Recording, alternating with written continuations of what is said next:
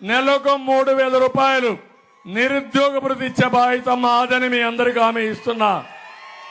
ఇదే కాదు, పెడన్లో మీరు కూర్చొని ప్రపంచం మొత్తం పనిచేసే విధంగా వర్క్ ఫ్రమ్ హోమ్ తీసుకొస్తాం, ఇండస్ట్రీ తీసుకొస్తాం, ప్రతి ఒక్కరికి ఉద్యోగాలు ఇప్పించే బాధ్యత మేము తీసుకుంటామని చెప్పి కూడా నేను మీకు తెలియజేస్తున్నా. ఇంటింటికి మంచినీళ్లే కాకుండా ప్రతి ఒక్కరికి 4,000 రూపాయలు పింఛన్ ఇస్తాం. పింఛన్ కూడా ఏప్రిల్ నుంచే ఇస్తాం. మేము అధికారానికి వచ్చే జూన్ నెలలో వస్తాం, జూలై నెలలో ఇవ్వాలి. పెద్దవాళ్ళ కష్టం చూశాను, జగన్మోహన్ రెడ్డి శవ రాజకీయాలు చూశాం, అందుకే అనౌన్స్ చేశాం. ప్రతి ఒక్కరికి ఏప్రిల్ నుంచి పింఛను 4,000 ఇచ్చే బాధ్యత మాదని మరొక్కసారి మీ అందరికీ హామీ ఇస్తున్నా. బీసీలకి 50 సంవత్సరాలకి పింఛన్లు ఇచ్చే విధానం కూడా తీసుకొస్తాం. ఎక్కడికక్కడ ఇవన్నీ చేసి మిమ్మల్ని ఏ విధంగా పైకి తీసుకుపోవాలో, ఆర్థికంగా పైకి తీసుకురావాలో తీసుకొస్తామని చెప్పి కూడా నేను మీకు తెలియజేస్తున్నా. ఇప్పుడే ఇక్కడ జోగి విషయం మాట్లాడారు. ఎందుకంటే ఓసారి కొంతమంది నాయకులకు కూడా తెలియాలి. ఈరోజు ఉంది, రేపు ఉంది, ఎల్లుండి ఉంది. మాతో పెట్టుకుంటున్నారు, నోరు బారేస్తున్నారు. ఇప్పుడే మా తమ్ముడు చెప్పాడు పారిపోయాడని. పారిపోకపోతే ఏం చేస్తాడు తమ్ముళ్ళు? ఎక్కడో పుట్టాడు, మైలవరం, ఇబ్రహీంపట్నం, అక్కడి నుంచి పెడనకు వచ్చాడు. మీరు ఒక తండ్రిదంటే మళ్ళా మైలవరం పోయాడు, అక్కడ ఒక తండ్రి మళ్ళా ఇక్కడికి వచ్చాడు, ఇక్కడ ఒక తండ్రి ఇప్పుడు ఎక్కడ పోయాడు, పెరంలూరుకు పోయాడు. రేపు ఒక తన్నుదంటే సముద్రంలో పడతాడు. అవునా కాదా? నోరు అదుపులో పెట్టుకోండి. నోరు అదుపులో పెట్టుకోకపోతే మిమ్మల్ని అదుపులో పెట్టే శక్తి మాకుంది. ఒక పక్క పవర్ స్టార్, ఒక పక్క సిబిఎన్. తమాషా కాదిది. నీ సైకో ఉన్నాడు అనుకుంటున్నారు కానీ నీ సైకో కూడా నిన్ను కాపాడలేడు. జాగ్రత్తగా ఉండమని, నోరు పారేసుకోవద్దని హెచ్చరిస్తున్నా. ఎక్కడ చూసినా ఈ యొక్క ముఖ్యమంత్రి కడాని ఇప్పుడు ఆయన అంటాడు, ఆయన మీద గులకరాయి పడితే చాలా బాధపడిపోతున్నాడు.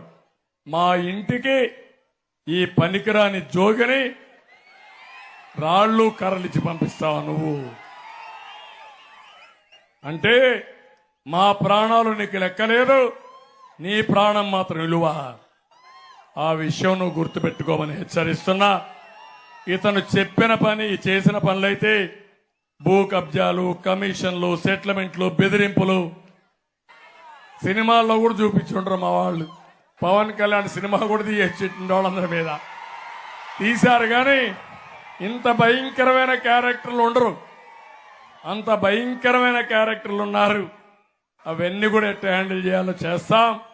ఇప్పుడు ఆయన పోతే ఇంకొక ఆయన వచ్చాడు, ఆయన కూడా తక్కువ కాదు. అది కూడా తర్వాత నేను మాట్లాడతాను.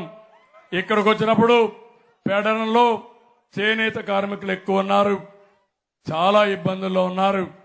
వాళ్ళ ఇబ్బందులు నాకు అర్థమైంది.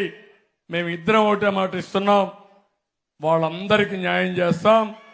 చేనేతకు 200 యూనిట్ల కరెంటు ఉచితంగా ఇచ్చి మరో మగ్గాలకి 500 యూనిట్లు ఇచ్చే విధంగా మేము చర్య తీసుకుంటామని చెప్పి కూడా నేను మీకు తెలియజేస్తున్నా. ఇది కాకుండా ఇంకో పక్క వాళ్ళకు 1-2 ప్రాబ్లమ్స్ కాదు, యార్ని కానీ, కలర్ సబ్సిడీ కానీ, ముడి సరుకులు కొనుగోలు కానీ, ఇలాంటి చాలా ఉన్నాయి.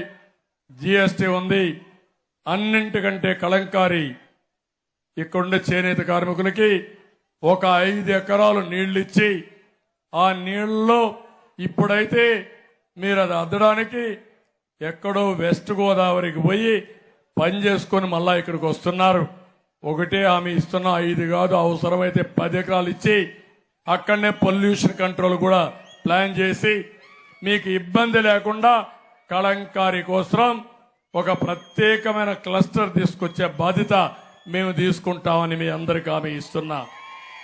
ఈరోజు మీకు ఇచ్చే ఏదైతే చేనేత నేస్తాం రద్దు కాదు, ఆ 24,000 రూపాయలు వస్తుంది, ఇంకా ఎక్కువ ఇస్తామని మీ అందరికీ హామీ ఇస్తున్నా.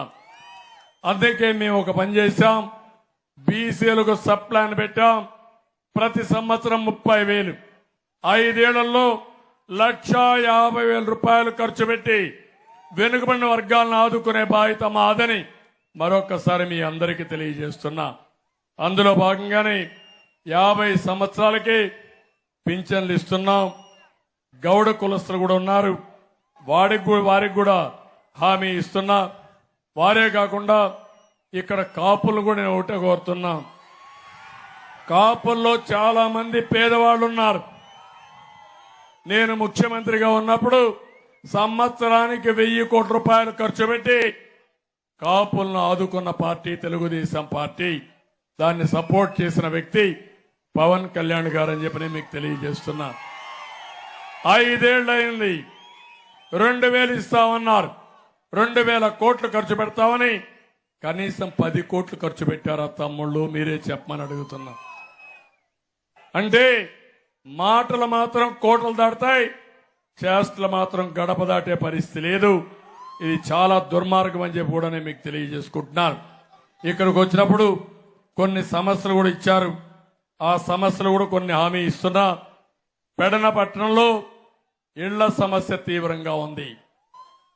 నేను ఒకటే హామీ ఇస్తున్నా, జగన్మోహన్ రెడ్డి మీకు ఇచ్చింది 1 సెంటే. అది కూడా ఆయన ఇచ్చిన డబ్బులు రాష్ట్ర ప్రభుత్వం డబ్బులు కాదు, కేంద్రం ఇచ్చే 1,50,000, నరేగా డబ్బులు 30,000.